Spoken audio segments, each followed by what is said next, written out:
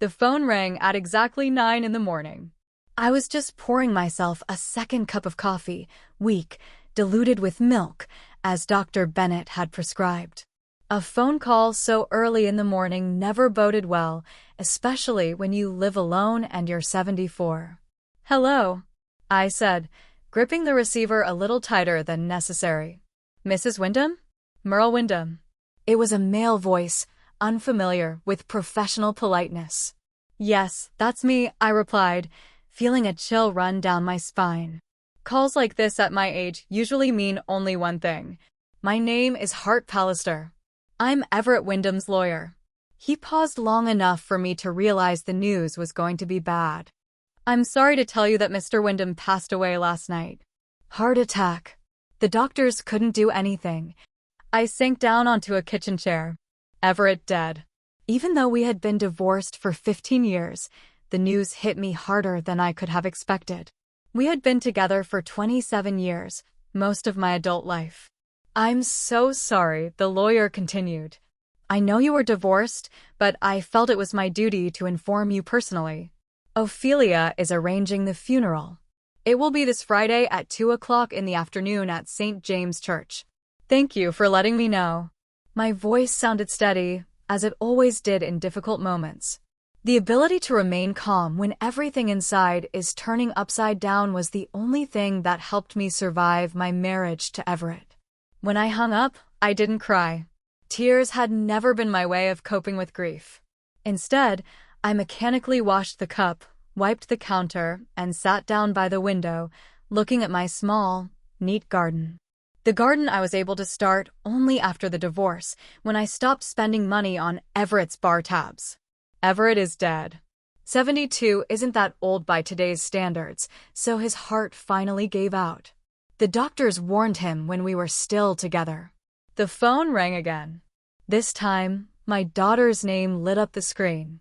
"Mom," Ophelia's voice was as cold as the January wind in Cedar Rapids. "Do you know?" "Yes, your father's lawyer just called. Pallister." Her voice sounded annoyed. "Why would he call you?" "You've been divorced for 100 years.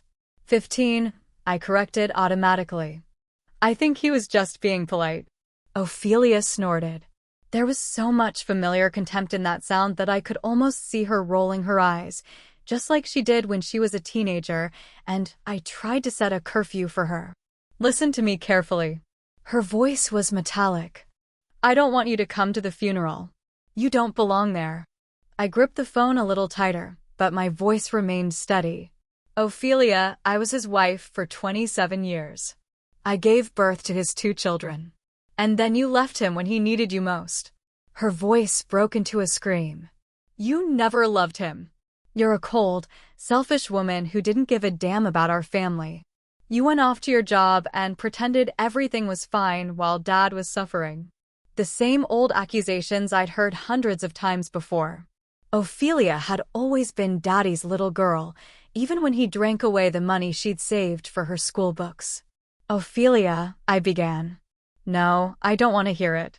If you come here, I'll throw you out myself. Don't you dare ruin my father's funeral." The line went dead. I looked at the phone, feeling the familiar dull ache in my chest. She never let me explain. She never wanted to know the truth about what went on behind the closed doors of our house on Elm Street. Everett was a good man when he wasn't drinking. He was funny, charming, and could make anyone laugh. The kids loved him for his Sunday fishing trips and the stories he told them before bed. The other Everett, the one who came home after a few glasses of whiskey, was a stranger I feared. But only I knew that, and unfortunately, our son, Julian. My thoughts were interrupted by the phone ringing. This time, it was my grandson, Leo.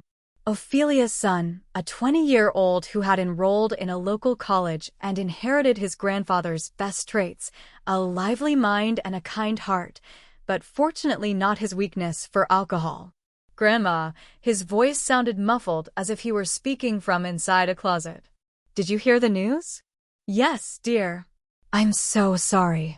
"Mom said she wouldn't let you come to the funeral," he said indignantly. "That's not fair." "That's life, Leo," I sighed. Sometimes people only see what they want to see. But you have to say goodbye to Grandpa. He always spoke of you with respect, even after everything. That surprised me. Everett had never been prone to remorse or admitting his mistakes. At least not in the years we were together. The funeral is Friday at 2 o'clock at St. James Church. Leo repeated the information I already knew from the lawyer. And then he'll be buried at West Cemetery, where his parents are. I think you should go even if your mom says no. Leo, I don't want to cause any trouble on a day like this. And after the funeral, there will be a reading of the will at Mr. Pallister's office. Leo continued as if he hadn't heard my objections. At 4 o'clock. Mom is sure that Grandpa left everything to her and Julian. She's already making plans for how she's going to dispose of his house and auto repair shop. I shook my head. Typical Ophelia, already dividing up the spoils. Leo, I have to go, I said, hearing movement on the other end of the line. Yes, Mom's back, he whispered. I'll call you later, Grandma. And I think you should come. It's your right to. After the call, I sat motionless for a long time, staring out the window. Memories came flooding back from my first meeting with Everett at Jenny's Diner, where I worked as a waitress, to the last day of our marriage. That dark, terrible day that I had tried to erase from my memory all these years. Everett was a handsome man, tall, broad-shouldered, with thick dark hair and a smile that made young waitresses weak in the knees. He was a truck driver, traveling all over the state and beyond, bringing me little souvenirs from his trips. Many women pursued him, but he chose me. A quiet, serious girl who was saving money for college. College remained a dream. Instead of studying, I got pregnant with Ophelia 6 months after the wedding. Then Julian was born. I got a job at Tom's hardware store, where I worked for almost 40 years, rising from sales clerk to assistant manager. It wasn't a brilliant career, but it was stable enough to support my children, especially when Everett started drinking. His alcohol problems began after an accident. A truck skidded on an icy road, and although Everett got away with a couple of broken bones, a man in a car was killed. Everett wasn't at fault. The road was like a skating rink, and witnesses confirmed that he did everything he could to avoid the collision, but the guilt gnawed at him. The company transferred him to local routes, which meant less pay. Money problems began. At first, he only drank on weekends. Then the binges got longer. He lost his job, found a new one, lost it again. I took extra shifts to pay the bills. The children grew up, not understanding why their mother was always at work and their father was so cheerful and generous when he was sober and so sullen when he drank. Ophelia always defended her father. He's having a hard time. You don't understand him at all. If you really loved him, he wouldn't drink. How many evenings I spent listening to these accusations. Julian was younger, quieter. He saw more than his sister, even though I tried my best to shield the children from the worst moments. That last evening is still vivid in my mind as if it were yesterday, not 15 years ago. Everett came home drunk and angry. Julian was 23 at the time, just back from college, which he had dropped out of after his freshman year because he couldn't handle the studies. I don't know what Everett said to him, what words led to that fight. I just heard a crash and screams, ran into the room, and saw my husband choking our son, pressing him against the wall.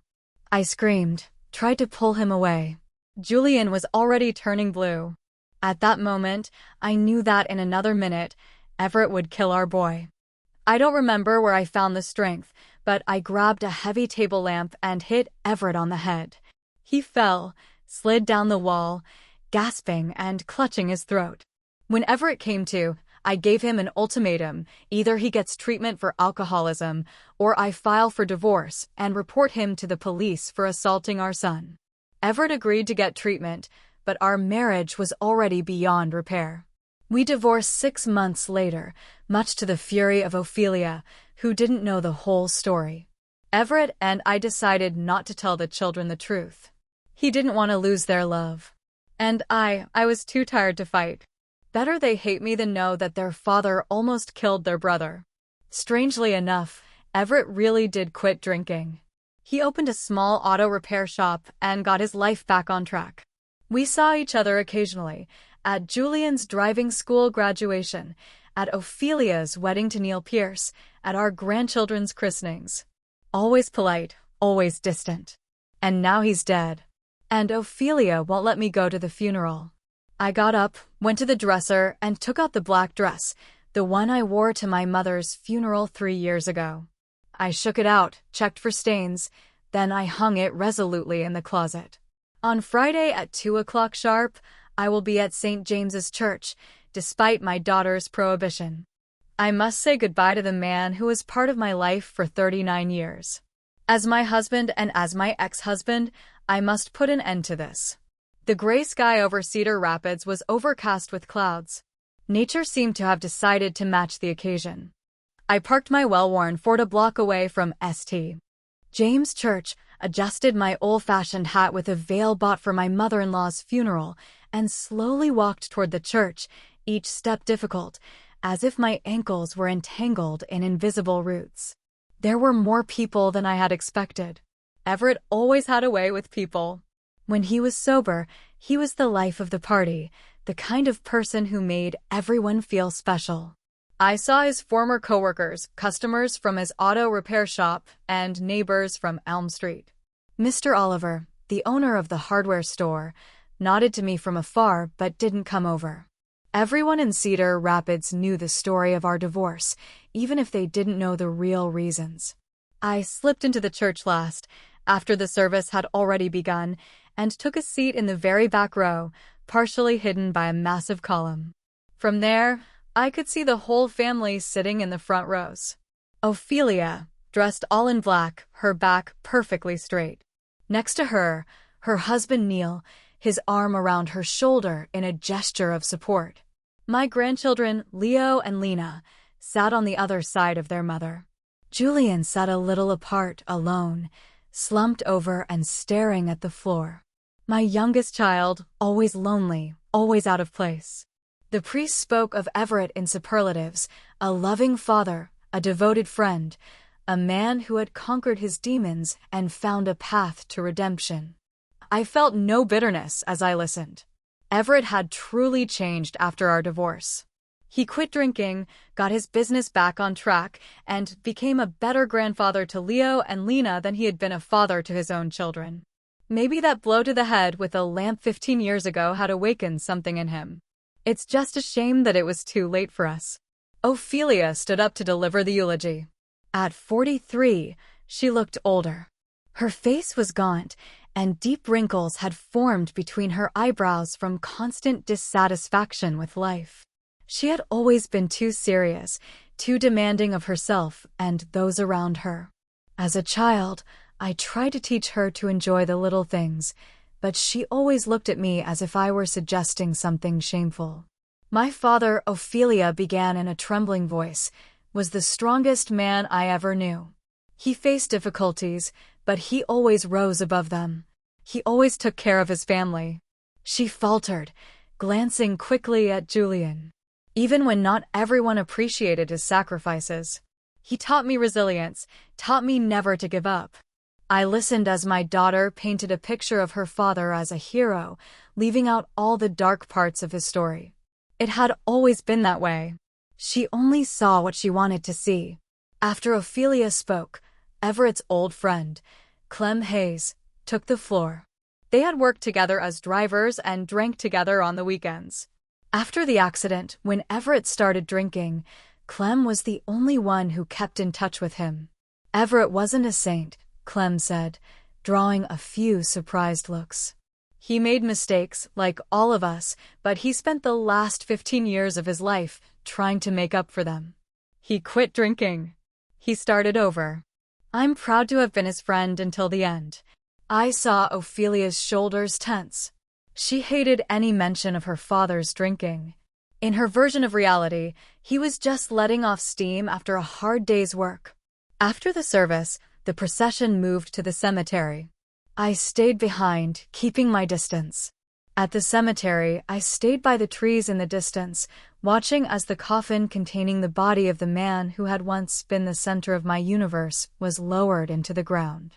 My gaze involuntarily returned to Julian. My boy, now a 39-year-old man, stood slumped over as if carrying an invisible weight on his shoulders. He had always been like that. Ever since Everett had nearly strangled him, something in him had broken that day, and no matter how hard I tried, I couldn't fix it. Julian worked as a school bus driver, a quiet, stable job with little contact with people. He had never been married and lived alone in a small apartment on the outskirts of Cedar Rapids. He called me once a week and came over for dinner once a month. Our conversations were always about the weather, his job, my garden, never about the past, never about Everett. Standing next to Julian was my granddaughter, Lena, a 17-year-old carbon copy of Ophelia in her youth, but with a gentleness her mother never possessed. She held her uncle's hand, glancing at him anxiously from time to time. Lena had always been sensitive to other people's pain, even as a child. I remember when she was 5 and brought me a bouquet of wild flowers when I was lying down with a migraine. Leo stood on the other side of his mother. He had already noticed me and nodded slightly but didn't dare come over, afraid of Ophelia's anger. My eldest grandson grew up to be a kind, open young man in spite of, not because of, his mother's upbringing. Often, when Ophelia forbade him to visit me, he came anyway, accidentally, finding himself nearby, helping with heavy bags from the store, fixing a leaky faucet. The ceremony ended. People began to disperse, many heading toward Ophelia and Julian to offer their condolences. I was about to slip away unnoticed when I suddenly heard a shout. "You!" Ophelia's voice cut through the cemetery silence. "How dare you come here?" She walked toward me across the lawn, her heels sinking into the soft ground, but she didn't seem to notice, focused on her anger. All heads turned in our direction.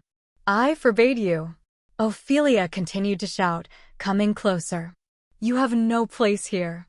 I stood motionless, looking at my daughter. Over the years, I had grown accustomed to her anger, to her unfair accusations. But a public scene at a funeral was something new, even for Ophelia. "I came to say goodbye to your father," I said quietly. "We were part of each other's lives for many years." "Part of his life?" Ophelia laughed, but there was no joy in her laughter, only bitterness. "You ruined his life. You left him when he needed you most. He drank because of you, because of your coldness. And then, when he finally started to get his life back, you filed for divorce." I saw Julian move toward us, but he stopped halfway, not daring to intervene. My son always avoided conflict, even when he needed to stand up for himself. "That's not true, Ophelia," I tried to say calmly, even though I was seething inside at the unfairness of the accusations. "The history of our marriage is more complicated than you think." "Oh, I know that history very well," Ophelia almost shouted. "Dad told me everything about how you criticized him, humiliated him, made him feel like a failure. How you always thought you were better than him because you were making money while he was trying to find himself." I saw the looks on the faces of those around us, a mixture of curiosity and awkwardness. Leo looked like he wanted to sink through the floor. Lena stared at us with wide eyes, her face pale. I never thought Everett would turn the children against me by distorting the truth. But why should I be surprised? He had always been a master at shifting blame onto others. "Go away," Ophelia pointed to the cemetery gate. "You have no right to be here. You haven't been his wife for the last 15 years. You gave up that right when you left him." "Mrs. Windham?" A voice suddenly rang out behind me. I turned and saw an elderly man in a formal suit, the same lawyer who had called me with the sad news. "Mr. Pallister," I nodded. "What are you doing here?" Ophelia turned her anger on the lawyer. "Why are you talking to her?" Hart Pallister was as unruffled as a man accustomed to emotional scenes in his practice. "Miss Pierce," he said to Ophelia, using her married name. "Your father wanted Mrs. Windham to be present at the reading of the will." "What?" Ophelia looked as if she had been struck. That's impossible. Why would he do that? They were divorced. Nevertheless, it is his express wish. Pallister turned to me. Mrs. Windham, the reading of the will take place in my office in an hour. Will you be able to attend? I nodded, unable to speak. Everett wanted me to be there. Why? We hadn't spoken in years, except for the occasional family gathering where we exchanged pleasantries. This must be some kind of mistake, Ophelia insisted. Dad would never have wanted this. I assure you there is no mistake, Pallister replied calmly. I have written instructions from Mr. Windham, which I received when I drew up his last will and testament 3 months ago. 3 months ago? Ophelia frowned. He didn't say anything about a new will. That was his right, the lawyer remarked. I stood there, feeling like a character in some strange play. Everett had changed his will shortly before his death and wanted me to be present when it was read. It didn't make sense. Unless he had finally decided to tell the truth about our divorce. I'll be at your office, Mr. Pallister, I said, trying not to look at my daughter's face, which had turned pale with anger. Excellent, the lawyer nodded. The address is 23 Maple Avenue, 2nd floor. I'll see you at 4 o'clock. He turned and walked away, leaving Ophelia and me standing there facing each other. My daughter looked at me as if I were her worst enemy. Whatever he left you, I'm going to contest the will, she hissed. You won't get a penny of my father's money. I didn't come for the money, Ophelia, I replied wearily. I came to say goodbye to a man who was part of my life for 39 years. He hated you, Ophelia said with such conviction that I couldn't bring myself to argue. You broke him. Think what you want, I said, turning to leave. My back ached from standing so long, and I wanted to sit down and drink a cup of strong tea with a dash of brandy. A little indulgence I allowed myself on particularly difficult days. He asked me to give this to you, Julian said, suddenly appearing beside me. He handed me a small package wrapped in brown paper. 2 weeks ago. He said you'd understand. I took the package, surprised that Julian had been in contact with my father in the last days of his life. My son had avoided Everett for years, as far as I knew. Thank you. I wanted to say something else, but Ophelia was already pulling her brother away. Don't talk to her, she demanded. Have you forgotten what she did? Julian let himself be led away, casting a last glance at me, a mixture of regret and something else I couldn't quite place. I slowly made my way to the cemetery exit, feeling the stares of the people seeing me off.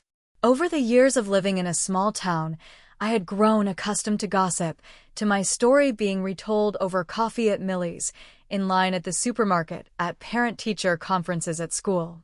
The story of a woman who left her husband when he was struggling with alcoholism, leaving him alone during the most difficult period of his life. If only they knew the truth. I walked out of the cemetery gates and headed for my car, clutching the small bundle from Everett tightly. Whatever it was, it might explain why he wanted me at the reading of his will. Why, now, after all these years of silence, had he decided to change things? Ahead of me lay the lawyer's office and, perhaps, answers to questions that had tormented me for 15 years. Hart Pallister's office was in an old brick building on Maple Avenue, one of the few streets in Cedar Rapids that had retained its historic appearance. I climbed the creaky wooden stairs to the 2nd floor, trying to ignore the pain in my knees. Age spared no one, especially those who had spent most of their lives on their feet behind the counter of a hardware store. The door with its frosted glass and golden letters spelling out, H. Pallister, attorney at law, was ajar. I knocked politely and entered. Ophelia, her husband Neil, Julian, and my grandchildren, Leo and Lena, were already gathered in the reception room with its heavy dark cabinets and brown leather chairs. When I entered, Ophelia turned away pointedly, Neil nodded with polite indifference, and Leo smiled timidly. Julian, as usual, avoided looking me in the eye, but muttered "Mom" in greeting. Lena came over and hugged me hastily before Ophelia could stop her. Hart Pallister emerged from the inner office just as I settled into a chair as far away from Ophelia as possible. He was a stocky man of about 75, with sparse gray hair and piercing eyes behind old-fashioned horn-rimmed glasses. "Thank you all for your punctuality," he said, glancing around at us. "Please follow me to my office." We followed him into a spacious room with a massive desk covered with folders and legal documents. The walls were hung with diplomas and family photographs. Outside the window, the tops of maple trees were already tinged with the first yellow of autumn. Before we begin, Pallister sat down at the table and folded his hands in front of him. "I must tell you that Everett Windham was my client for over 30 years. I drew up his marriage contract when he married you, Mrs. Windham, handled the paperwork for the purchase of your first home on Elm Street, and handled your divorce 15 years ago." He paused and took a folder out of his desk drawer. "Everett's last will and testament was drawn up 3 months ago when he learned of his heart problems. He was of sound mind and memory, as can be attested to by the 2 witnesses who signed the document." "Let's just get this over with," Ophelia said impatiently, tapping her foot nervously on the floor. "We've all had a difficult day." "Of course," Pallister nodded. "However, before I read the will, Mr. Windham left an envelope that he asked to be opened in the presence of all of you." The lawyer took a sealed cream-colored envelope out of the folder. I recognized Everett's handwriting on the front, sharp, with a strong slant to the right. He always wrote as if he were in a hurry to get his thoughts down before they slipped away. To be opened and read aloud in the presence of the entire family, Pallister read the inscription on the envelope. He carefully opened the envelope with a stationary knife and took out several sheets of paper covered in the same distinctive handwriting. He cleared his throat and began to read. "If you're hearing this, then I am no longer here. I hope the funeral was not too somber. I never liked funeral ceremonies. The time has come to tell you the truth that I have hidden for too long. The truth about why Merl and I divorced 15 years ago. Ophelia, Julian. All these years, you believed that your mother abandoned me when I needed her most. That she couldn't stand my drinking and left, destroying our family. That is a lie. A lie I made up and perpetuated because I was too proud and too cowardly to admit the truth. The truth is that on that last night, I attacked Julian in a drunken rage. I strangled my own son, and if it hadn't been for Merl hitting me over the head with a lamp, I might have killed him. Julian, I don't know if you remember this. You were in shock, and then your mother, and I decided not to tell you the truth so as not to traumatize you even more. It was my idea. I didn't want you to know what a monster I was. After that incident, Merl gave me an ultimatum. Either I get treatment for my alcoholism, or she files for divorce and reports me to the police. I agreed to get treatment, not so much out of fear of the law, but because I finally saw what I had become. We divorced because of me. Merl really couldn't live with me after what I did. And I don't blame her. Any normal person would have done the same. All these years, I let you, especially you, Ophelia, blame your mother for the breakup of our family. I didn't correct you when you said she abandoned me in my time of need. In fact, Merl protected you from me throughout our marriage, from my drunken escapades, from my failures, from my irresponsibility. She worked 2 jobs to pay the bills while I drank away our money. She made time to be at your school events while I slept off my hangovers. She was the backbone of our family, and I was the one who destroyed it. After the divorce, I did quit drinking. I opened an auto repair shop and got my life back on track, but the damage was already done. I know I can't fix the past. I can't give Merl back the years she spent putting up with me. I can't give you back a normal childhood without my drinking and anger. I can't erase that night when I almost killed my own son, but I can at least tell the truth now and try to make amends to Merl. Ophelia, I know how much you looked up to me and how you blamed your mother for our divorce. I should have stopped you, but I enjoyed your adoration even if it was based on lies. It was cowardly of me. Julian, I know that after that night, you never truly trusted me again. You were right. Leo, Lena, you are my favorite grandchildren. I hope you will treat your grandmother with the respect she deserves. She is much stronger than any of us. Merle, I know there are no words that can undo what I've done. But I hope this confession will help restore your reputation in the eyes of our children. You deserve it. And finally, I'm not asking for forgiveness because I know some things are unforgivable. I just want the truth to finally be told. Everett Windham. A dead silence hung in the office. I stared at my hands, unable to look up. Everett's letter shook me to my core. I never expected him to admit his guilt, especially not publicly in front of the children. Ophelia sat motionless, her face so pale that the freckles on her nose looked like dark spots. Julian slumped in his chair, covering his face with his hands. Leo and Lena looked at each other with confused expressions. They knew too little about their family history to fully understand the significance of their grandfather's confession. "It's a lie," Ophelia finally said, her voice breaking. "Dad would never have written that. It's a forgery." "I assure you, Miss Pierce," Pallister replied calmly. "This is your father's genuine letter. I witnessed him writing it. He couldn't have." Ophelia shook her head. "He would never have attacked Julian. Never." "It's true, Ophi," Julian said unexpectedly, without raising his head. "I remember that evening. Not everything, but enough." Dad was furious. I said something. I don't remember what. He grabbed me by the throat. "No." Ophelia jumped to her feet. "You just believe those lies. Mom always turned you against Dad. She always tried to convince us that he was a monster." "I never did that, Ophelia," I said quietly. "On the contrary, I tried to make you love your father, despite his problems." "Liar," Ophelia shouted, pointing her finger at me. "You always hated him. You always thought he wasn't good enough for you with his job as a truck driver. And now that he's gone, you're trying to discredit his memory." "Miss Pierce," Pallister interjected. "I understand that this is a shock for you, but insults won't help resolve the situation.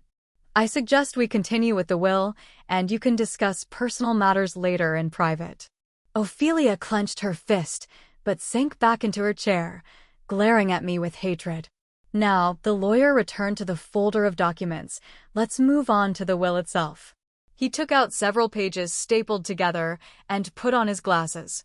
"I, Everett James Windham, being of sound mind and memory, hereby set forth my last will and testament regarding the disposition of my property after my death. First, my house at 21 Maple Street in Cedar Rapids, together with all the property therein." Everett's will shocked us. Julian got the house, Merl the shop, and $100,000. Grandkids Leo and Lena each got $50,000 for education. Ophelia got $1, a symbolic sum due to her treatment of Merl. Hart Pallister was executor. Ophelia was furious, disinherited, and her perception of her parents shattered. She accused Merl and Pallister of forgery, vowing to contest the will. Pallister warned her of a costly, fruitless, and public trial. Neil looked uncertain as Ophelia, enraged, left with him after her children stayed with Merl. Pallister finalized details. Everett knew he was dying without surgery and chose to settle things. Merl was bitter he hadn't shared this. Julian wanted to discuss that night. At Everett's renovated house, Ophelia was upset. Merl arrived, and the truth emerged. Everett drank after the accident. He wasn't at fault, losing his job. Ophelia claimed lack of support. Julian recalled drunken stupors. Merl worked constantly. Leo asked if Grandpa attacked Dad. Julian said Everett choked him. Merl hit Everett with a lamp to stop him. Rehab failed. They divorced. Ophelia blamed Merl, but it was Everett's wish to protect her image. Driving home, Julian gave Merl Everett's message, including her wedding ring and a letter. He apologized for everything, wanting her happiness. The truth was in the will, hoping Ophelia would understand. The inheritance helped. Ophelia withdrew. Julian dated Audrey. The grandkids visited. Later, Ophelia awkwardly said hello. She'd verified everything. Merl hoped for understanding. Merl told Julian to give Ophelia time. Life is complicated, a mix of loss and gain. She embraced acceptance and planned to appreciate what she had.